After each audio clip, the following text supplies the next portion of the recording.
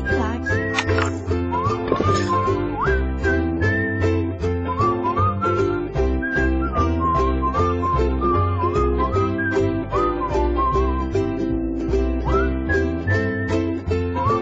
Muito bem, mais uma vez estamos aqui rumo à nossa caminhada, rumo à nossa jornada no estudo da disciplina de Medicina Legal. Sejam muito bem-vindos à aula de hoje.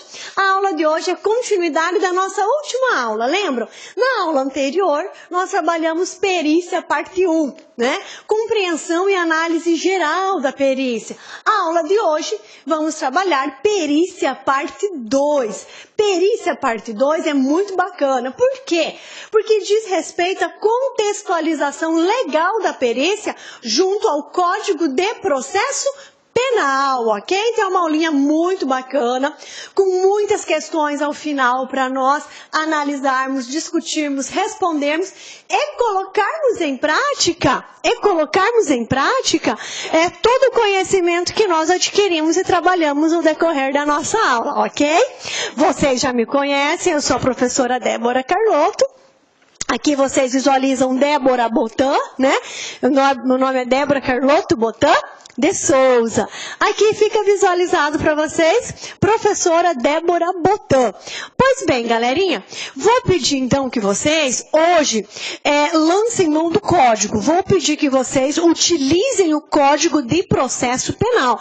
Se você está aí num ambiente organizado, preparado e tem o Código do Processo Penal próximo de você, pegue ele. Pegue e abra lá no artigo 158 do nosso Código Penal. Do contrário, falar, olha, professora, eu estou aqui estudando de improviso. Estou no intervalo do meu serviço, estou aqui no meio da madrugada, na sala da minha casa, estou de improviso aqui porque é o horário que eu tenho, é o tempo que eu tenho é esse. Não tem problema, você não vai ficar desamparado. Você vai acompanhar a leitura da legislação junto comigo aqui na nossa tela, ok? O que não pode, de jeito nenhum, é você ficar sem o código e sem acompanhar a leitura aqui junto a mim, certinho? Então vamos lá então, galerinha, aula de hoje, perícia, parte 2, contextualização legal da perícia, junto ao Código de Processo Penal, certinho? Vamos lá então. Vamos dar início à nossa aula, fique até o finalzinho. Então, olha só, contextualização legal da perícia. A perícia, ela está disciplinada no título das provas, dentro do Código de Processo Penal. Então, o Código de Processo Penal, ele é todo organizado de maneira o quê? Sistemática. Tem um tópico, título específico para o quê? Para tratar o inquérito policial. Outro para tratar a ação penal. Outro que diz respeito às partes do processo e os auxiliares da justiça, que nós vimos na primeira aula, que diz respeito aos peritos e aos intérpretes, lembram? E também tem uma parte denominada das provas, ok? Onde ali são estipuladas todas as provas admitidas em direito.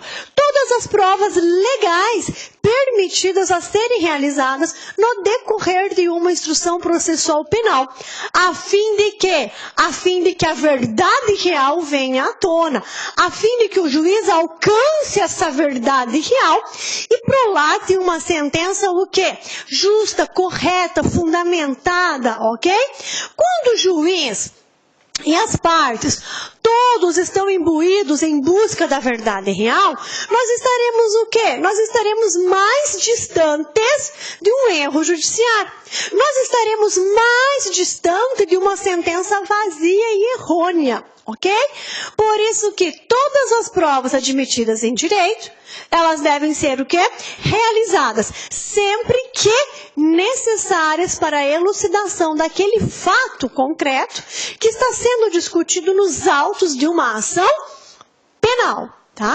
Então, a contextualização legal da perícia está aqui nesse título das provas no Código de Processo Penal, que tem início no artigo 158 e vai até o artigo 184. Salvo engano, pessoal, dá um total de 22 artigos. Nós vamos analisá-los um a um. Sim, nós vamos fazer a leitura de todos eles. E logo abaixo, eu trago para vocês uma notinha explicativa sobre o que esse artigo quer dizer, qual é o alcance desse artigo aqui. Mas são artigos, eu já adianto para vocês, de simples e fácil compreensão. Demanda apenas um pouquinho de atenção e uma análise um pouquinho mais meticulosa sobre ele, mas não tem segredo nenhum. São todos artigos muito simples de serem compreendidos e todos dizendo respeito a quê? A perícia, como ela é realizada, quais são os exames que podem ser realizados, ok? Diz respeito a quesitos, a quem pode elaborar os quesitos, certinho? Diz respeito ao assistente técnico, ou seja, são todas informações de extrema importância para compreendermos esse tema, perícia de maneira geral, ampla e legal. Ok? Vamos lá então, pessoal, olha só. A previsão legal da perícia criminal, tá? Então, previsão legal da perícia criminal. Por quê?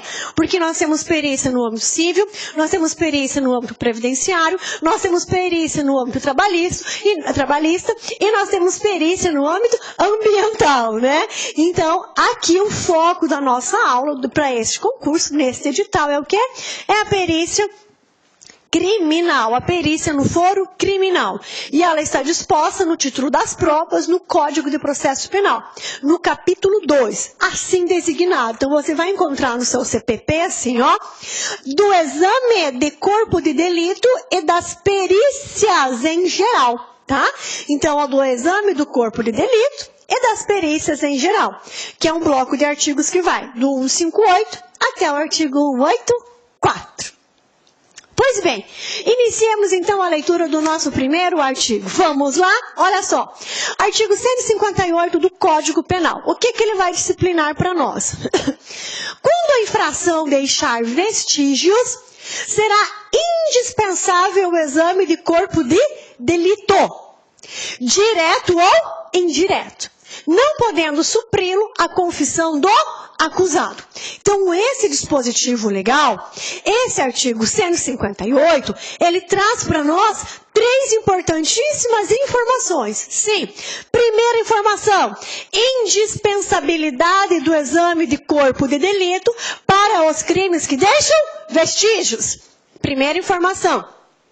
Segunda informação, o exame de corpo de delito pode ser realizado de 2 maneiras. Exame de corpo de delito direto e exame de corpo de delito indireto. Desculpa. Terceira informação, a confissão do acusado não poderá supri-lo. Tá? Então, todo crime que deixa vestígio, ainda que o acusado confesse a autoria e materialidade, né, confesse a autoria do crime, essa confissão não poderá suprir, não poderá substituir o quê? O exame de corpo de delito. Então, olha só, diante dessas 3 informações, nós podemos falar que esse artigo aqui, ele é um artigo muito rico em trazer informações para nós, não é mesmo? Então, olha só, quando a infração deixar vestígios, o exame de corpo de delito será indispensável. Segundo a informação que nós vimos, o exame de corpo de delito poderá ser direto ou indireto.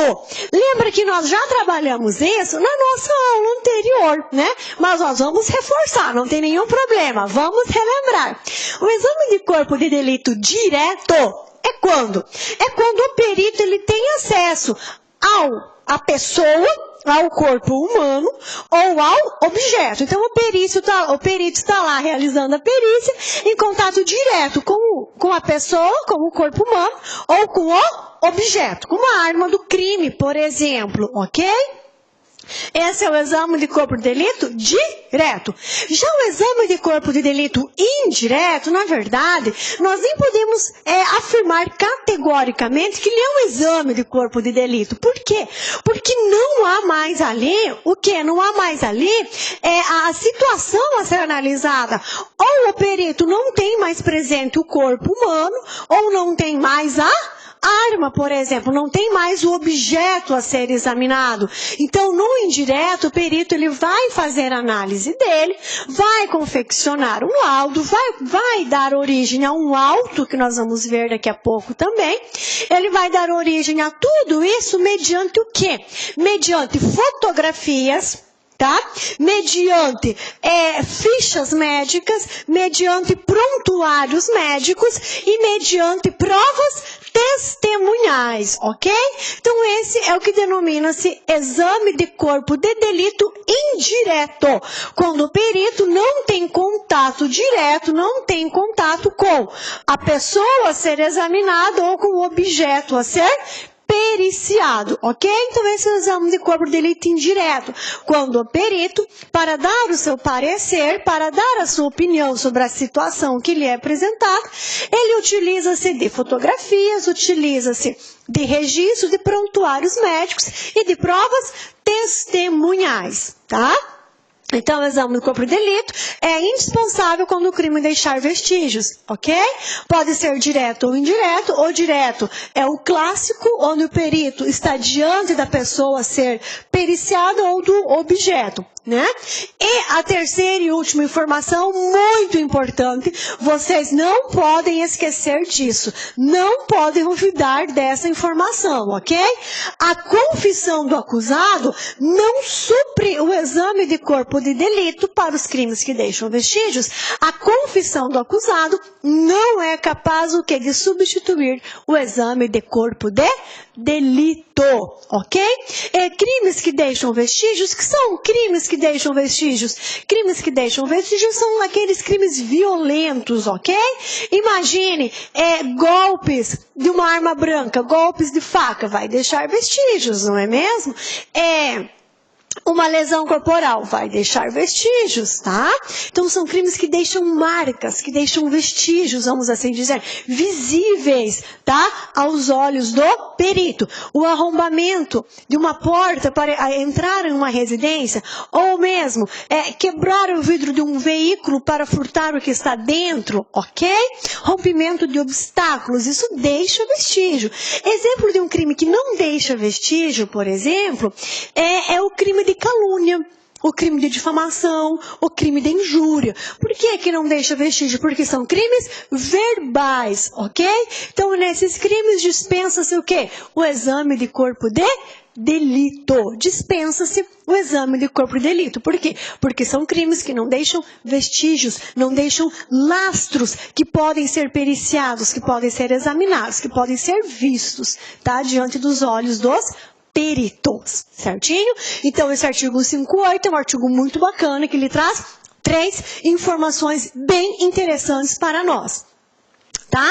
Então, olha só, fiz aqui uma pequena anotação para vocês. Indispensabilidade do exame de corpo de delito para os crimes que deixam vestígios. Não pode ser suprido pela confissão, mas sim por prova testemunhal, conforme disposição do artigo 167. Então, olha só, diante de um crime que deixa vestígios, mas o perito chega até o local e a cena do crime está toda desfeita, está toda bagunçada, né? Está sem condições do perito analisar aquela cena de crime. Então, o que o perito vai fazer? Falar, não tenho condições de realizar o laudo, não tenho condições de fazer uma perícia? Não. O perito vai o quê? Vai colher provas testemunhais, ok? Vai colher provas testemunhais. Então,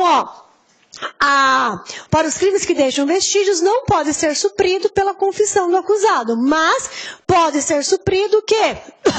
Por prova testemunhal, tá? Então, se está diante de um crime que deixa vestígios, mas não há como coletar aqueles vestígios, como analisar aqueles vestígios, essa ausência, né, da possibilidade de coletar, de examinar, de visualizar esses vestígios, pode ser suprida por prova testemunhal, mas não pode ser suprida pela confissão do acusado. Ok? Então, pode ser suprida por prova testemunhal, mas não pela confissão do acusado. Então, olha só, vou repetir porque isso é muito importante. E isso cai muito em concurso, tá? Muitas bancas gostam muito de cobrar essa situação. Então, olha só. O perito está diante de um crime violento que deixa vestígios. Só que ele não tem mais condições de analisar aqueles vestígios, ok? Não tendo condições de analisar aqueles vestígios, né? Não há como nós dispensarmos o exame de corpo de delito. Mas um exame de corpo de delito direto, o perito não consegue mais fazer. Então ele vai fazer um exame de corpo de delito indireto, colhendo o quê? Provas testemunhais, tá? Mas sendo um crime que deixa vestígios e não havendo condições de trabalhar esses vestígios, a confissão do acusado não é capaz de suprir, ok? Só é capaz de suprir nessas situações a prova testemunhal. Confissão do acusado, nunca. Certinho? Guardem bem essa informação, tá? Agora, vamos lá para o artigo 159, tá? Olha só. O exame de corpo de delito e outras perícias serão realizados por perito oficial, tá? Portador de diploma de curso superior. Então, qual é a regra? Nós vimos na nossa primeira aula que nós temos duas espécies de perito, lembram? Nós temos os peritos oficiais, que são aqueles peritos concursados, são os servidores públicos que estão constantemente à disposição ao trabalho de esclarecer situações para a justiça, ok? E temos os peritos não oficiais, tá? Ou peritos nomeados, ou ainda peritos ad hoc. Tá? Então, esses são os peritos não oficiais, que, na ausência do perito oficial, tá? Na ausência de um perito oficial, o juiz poderá nomear um perito não oficial. Mas o perito oficial, o perito oficial, ele deve ser portador de curso superior, tem que ter um diploma de curso superior. E o perito, professora, ad hoc? E o perito não oficial, quando nomeado pelo juiz, na ausência do perito oficial? Também, tá? Também, da mesma forma, nós vamos ver daqui um pouquinho mais à frente nos artigos, que os peritos também não oficiais, eles também devem ser o quê? Portador de curso superior, de diploma de curso superior, e devem ter especialização, devem ter conhecimento técnico-científico para aquela área de conhecimento que ele está sendo designado para realizar a perícia, tá? Então, o perito, as perícias são realizadas por peritos oficiais, ok? Portadores de diploma de curso superior. Aí eu aproveito para trazer uma informação para vocês de situações que já foram cobradas em concurso público. Às vezes ocorre do concurso cobrar assim, ó. São peritos oficiais, na escala, na ordem, não peritos oficiais. São peritos oficiais estritamente federais, estaduais e municipais. São peritos, no sentido estrito, oficiais, federais e estaduais. Somente federais, somente estaduais, somente municipais, né? Ou estaduais e federais. Essa é a resposta correta. Ou seja, nós só temos peritos, tá? Ou peritos oficiais em dois âmbitos. Ou ele é perito oficial federal, ou ele é perito oficial estadual.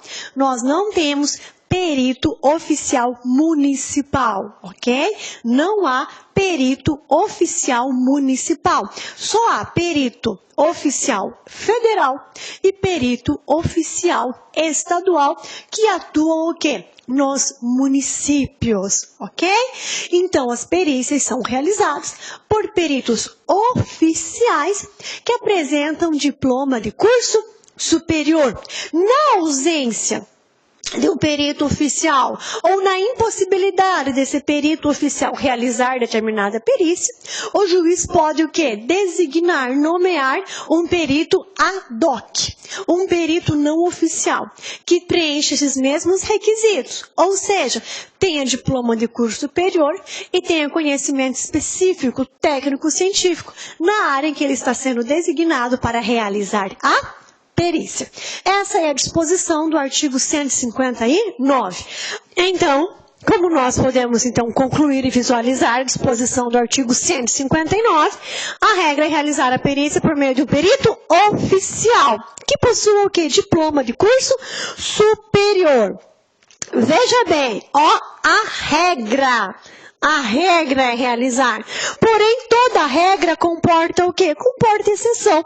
Então, não havendo um perito oficial disponível na comarca, ou havendo, e este estando impossibilitado de realizar essa perícia por alguma situação de suspeição ou de impedimento que nós vimos na primeira aula, que diz respeito a perito, ou por já estar comprometido com outra perícia, o juiz vai o quê? O juiz vai nomear um perito ad hoc. E por que o juiz vai nomear um perito ad hoc e não vai aguardar que esse perito, dali uns dias ou dali umas horas, faça aquela perícia? Porque não pode. Porque o quê? Não podemos correr o risco de perder o quê? Os vestígios. Não podemos correr o risco de perder a materialidade do crime. Por isso que o exame de corpo de delito poderá ser realizado a qualquer dia e a qualquer hora. Ok? Pode ser realizado a qualquer dia e a qualquer hora. Então, não podemos esperar a disponibilidade do perito oficial para realizar uma perícia. Por quê? Porque, às vezes, quando o perito oficial tiver disponibilidade, o que é a materialidade do crime, os vestígios desapareceram. E isso traz um prejuízo muito grande para a instrução processual penal. Então, o juiz, a autoridade policial, precisando, da realização imediata daquela perícia, não podendo o perito oficial realizá-la, poderá muito bem nomear um perito ad hoc, ou poderá nomear um perito não oficial, desde que, conforme nós já falamos, qualificado para tal. Desde que qualificado para tal. Então, essa é a disposição do nosso artigo 159. Aqui eu trouxe só uma figura para nós ilustrarmos como é realizado o exame de corpo de delito, né? Então, aqui nós temos o exame de corpo de delito sobre uma pessoa viva, né? Exame de corpo de delito sobre uma pessoa viva. Aqui nós temos o perito. Possivelmente o perito está fazendo o quê? Preenchendo um relatório. O perito, neste momento, está fazendo o quê? Respondendo a quesitos, ok? Está fazendo todos os apontamentos necessários para preencher o relatório, que dará origem ao laudo pericial. Então, isso aqui é o quê? É um exemplo de realização de exame de corpo de delito. Exame de corpo de delito é examinar o quê? O corpo do crime. É realizar o local, analisar e examinar o local do crime, certinho? Então, corpo de delito é examinar sobre o que recai a conduta criminosa. A conduta criminosa pode recair sobre uma pessoa, né? Ou pode recair sobre um objeto, ok? O arrombamento de uma residência, escalada de um prédio para a prática de roubos e furtos, certinho? Tá? Então, esse aqui é um exemplo que eu trouxe para vocês de realização de exame de corpo de delito. Parágrafo 1º do artigo 159, olha só. Isso aqui, é o que nós acabávamos de comentar. Cadê a caneta vermelha? Está aqui. Isso é o que nós acabávamos de comentar. Olha só que legal, pessoal. Na falta de um perito oficial, ou seja, na comarca, não há o perito oficial ou mas ele não tem disponibilidade para realizar aquela perícia naquele momento que é pedido pelo juiz ou pela autoridade policial. Então, na falta de perito oficial, tá? Nós temos perito oficial na esfera federal e na esfera estadual. Na falta de perito oficial, o exame será realizado por 2 pessoas idôneas, tá? Portadoras o quê? De diploma de curso superior, preferencialmente na área específica sobre a qual recai a perícia. Dentre as quais, dentre as que tiverem habilitação técnica relacionada com a natureza do exame, ok? Então, olha só, na falta do perito oficial, a perícia poderá ser realizada por 2 pessoas, por 2 profissionais idôneos que possuam diploma de curso superior e também possuam o quê? Conhecimento técnico, científico sobre a área de conhecimento sobre o que recai a perícia. Se é uma perícia ambiental, vamos recorrer a profissionais que tenham conhecimento na área ambiental. Se é uma perícia em um ser humano, um corpo humano, vamos recorrer a um médico que tenha conhecimentos sobre o corpo humano, ok? Então, o juiz irá nomear o perito ad hoc, lógico, 2 pessoas idôneas, profissionais com diploma de curso superior e que tenham conhecimento específico na área a que se destina a perícia, mas somente haverá essa perícia por essas 2 pessoas aqui, denominadas no parágrafo 1º, na impossibilidade da perícia ser realizada pelo perito oficial, somente diante dessa impossibilidade. Então, olha só, os peritos não oficiais também precisam apresentar curso superior e conhecimento técnico-científico sobre o assunto, ok? Então, os peritos não oficiais também precisam apresentar curso superior e conhecimento técnico-científico sobre o assunto. O juiz não tem a autoridade policial judiciária, não tem a discricionariedade de nomear qualquer pessoa, tá? Que não apresente esses 2 requisitos. Então, é possível autoridade judiciária, autoridade policial, nomear peritos ad hoc, peritos não oficiais? Sim, é possível, desde que não haja, não exista, né? Ou não haja possibilidade do perito oficial, tá? Realizar a perícia. Deverá nomear, então, essas 2 pessoas ad hoc, né? Que apresentem curso superior e conhecimento específico na área em que é destinada a perícia, tá ok? Parágrafo 2º, olha só, os peritos não oficiais prestarão o compromisso de bem e fielmente desempenhar o cargo. Olha só, ficou grifado certinho, né? Os peritos não oficiais prestarão o compromisso. Por que esse parágrafo 2º fala somente os peritos não oficiais prestarão o compromisso? Por quê? Porque os peritos oficiais, eles não precisam prestar esse compromisso todas as vezes que forem realizar uma perícia. Isso já está implícito. Por quê? Porque eles são servidores públicos, eles são funcionários públicos. E quando eles entram em exercício nessa função de ser perito, né, oficial, é neste momento que ele assume o compromisso de bem, fielmente, eticamente, honestamente, o quê? Desempenhar a sua função, tá? Então, isso aqui foi questão de concurso público, ok? Então, olha, os peritos não oficiais prestarão o compromisso de bem e fielmente desempenhar o cargo. A lei menciona que apenas o perito não oficial prestará esse compromisso. E nada fala sobre a prestação deste compromisso em relação ao perito oficial, pois sendo servidor público, esse compromisso já está implícito. Esse compromisso já é firmado no momento em que o funcionário entra em exercício, quando ele começa a desenvolver as suas práticas laborativas para a qual ele se submeteu, no momento em que realizou o exame de concurso público de provas e títulos, ok? Agora vamos lá. Parágrafo 3º. Serão facultados ao Ministério Público, ao assistente de acusação, ao ofendido, ao querelante e ao acusado a formulação de quesitos, tá? E indicação de assistente técnico. Então, olha só, cabe a quem? Cabe ao MP. Cabe ao assistente de acusação, ok? Que vai trabalhar ao lado do MP. Ao ofendido, que no caso é a vítima. Ao querelante, que também é a vítima, a realização, a formulação de quesitos é indicação de assistente técnico. Pois bem, pessoal, vamos compreender o que são quesitos, tá? Quesitos é conteúdo da nossa próxima aula, tá?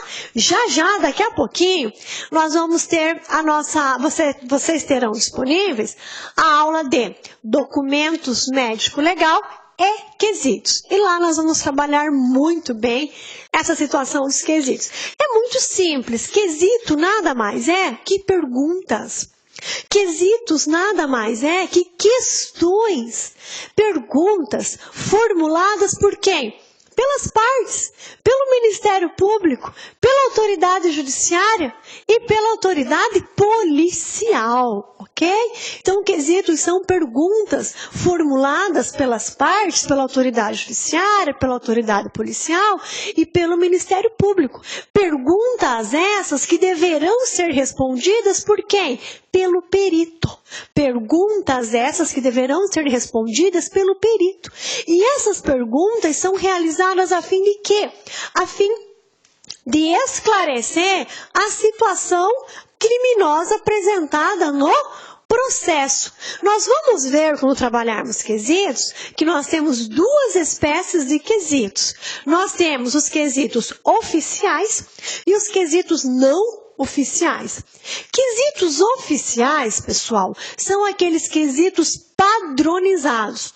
São quesitos que já vêm prontos, são perguntas padronizadas em relação a cada tipo de crime, tá? Essas perguntas padronizadas, elas podem ter origem, tá, em uma lei estadual. Então, imagine que o estado de Mato Grosso cria uma lei apresentando quais são os quesitos no foro criminal, referente ao crime de homicídio, referente ao crime de aborto, referente à constatação de embriaguez, ok? E também pode ter origem em cadernos de quesitos. Nós vamos ver na próxima aula, eu já vou adiantar para vocês, que aqui no Mato Grosso, nós temos um caderno de quesitos, onde estão lá perguntas chaves, perguntas padrões sobre o crime de homicídio, pergunta padrão sobre o crime de infanticídio. Então, nós temos esses quesitos padronizados, que são os quesitos oficiais, que devem ser respondidos pelos peritos.